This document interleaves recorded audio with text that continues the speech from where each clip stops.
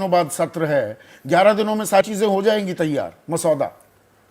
मेरे समझ से ये कोई बहुत बड़ा चीज नहीं है, पहले भी हुआ था, संसद तक ऐसा ही चुनाव होता था। ठीक है, इसमें आएंगी बहुत सी चीजें, इसको एक तरीके से इसको स्ट्रीमलाइन करने में टाइम लग सकता है, लेकिन राज्य और देश का चुनाव तो हो सकता है।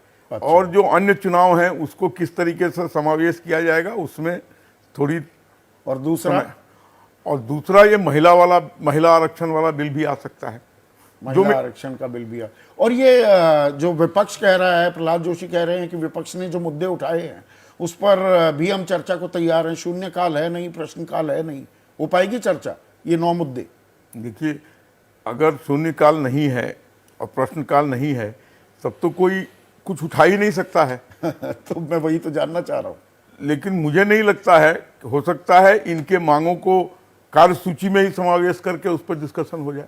ये हो पाएगा? मतलब क्वेश्चन आर नहीं है, 0 आर नहीं है? देखिए कि ये तो संसदीय कार्य मंत्री को निर्णय लेना होता है कि वो जो मुद्दे उनके सामने आ रहे हैं उन किन मुद्दों पे वो चर्चा तो चाहते आर हैं। में ही तो उठाएगा या 0 आर में उठाएगा? अगर उसके पहले भी चर्चा होती है, क्योंकि सारे जो मीटिंग होती है उस मीटिंग में तय हो सकता है कि इन मुद्दों पे हम लोग बात करना चाहते हैं।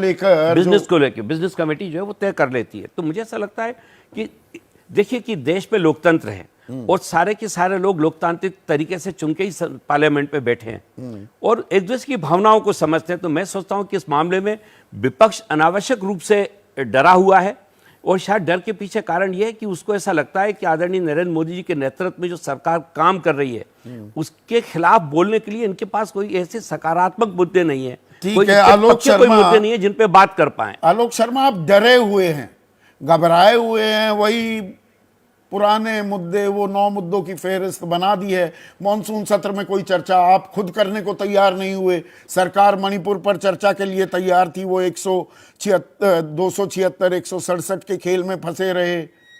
एमएसपी की बात तब भी हो सकती थी, महंगाई बेरोजगारी तब भी एक समस्या थी। बाल की खाल निकाल रहे हैं क्या?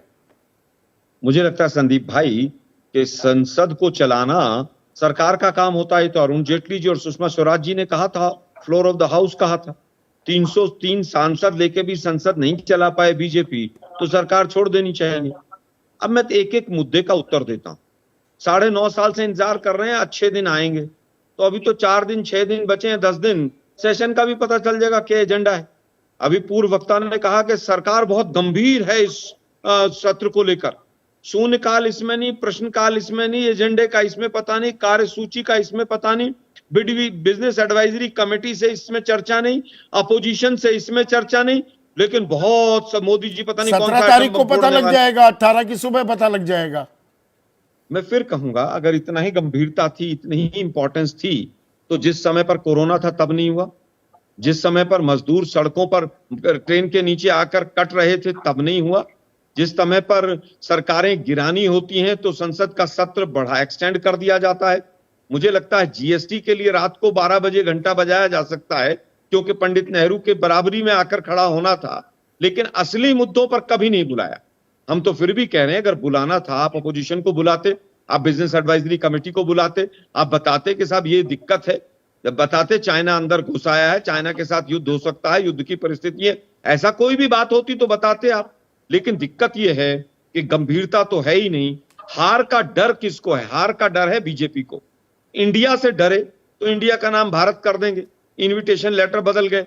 विपक्षी एकता से डरे, 5 राज्यों का चुनाव है नवंबर में, दिसंबर में, उससे डरे हुए कि 5 में 5-0 होना है। इनके पास रिपोर्ट आ गई इंटरनली। मुझे लगता है कि अगर ये इतने ही इंपॉर्टेंस के विषय इनके पास घर में रखे हुए थे तो मानसून सत्र अच्छे से चलाना था। अब कयास के बाजार नहीं चलने दिया।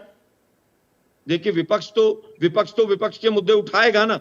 तो अच्छा, आप ये कह रहे हैं, आलोक एक मिनट, आप कह रहे हैं कि विपक्ष की मजबूती से घबरा गई सरकार, तो ये कांग्रेस पार्लियामेंट्री पार्टी की चेयरपर्सन की हैसियत से चिट्ठी क्यों लिखी?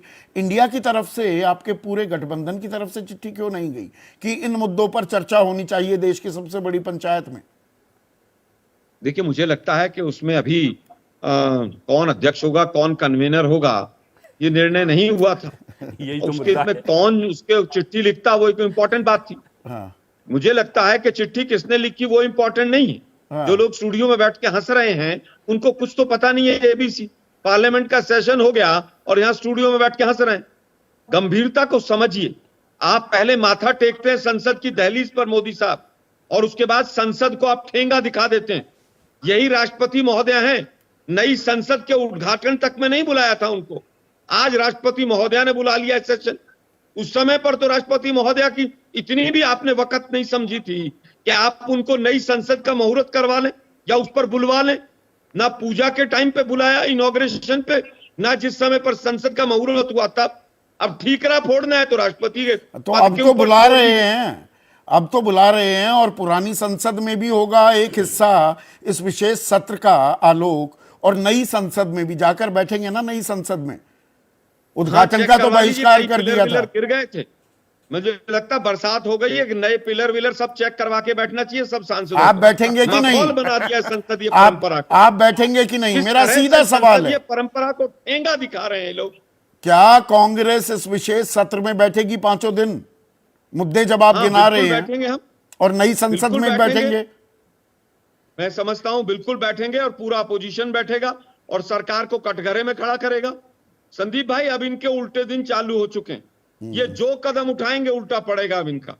वो कहावत है कि इनके जो ना उल्टे दिन लाग लिए हैं। ये आज क्लैरिफाई नहीं कर पा रहे हैं कि किस वजह से इन्होंने ये सत्र बुलाया है।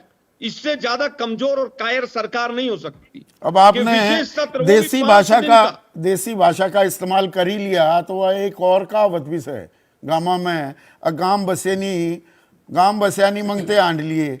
इंडिया का कुछ काम ऐसा भी हो गया है क्या? हर कोई अपना एजेंडा अभी चलाता दिख रहा, संयुक्त एजेंडा दिख नहीं रहा। देखिए, मुझे लगता है संयुक्त एजेंडा भी रहेगा, सब चीजें रहेंगी, सब चीजें रहेंगी।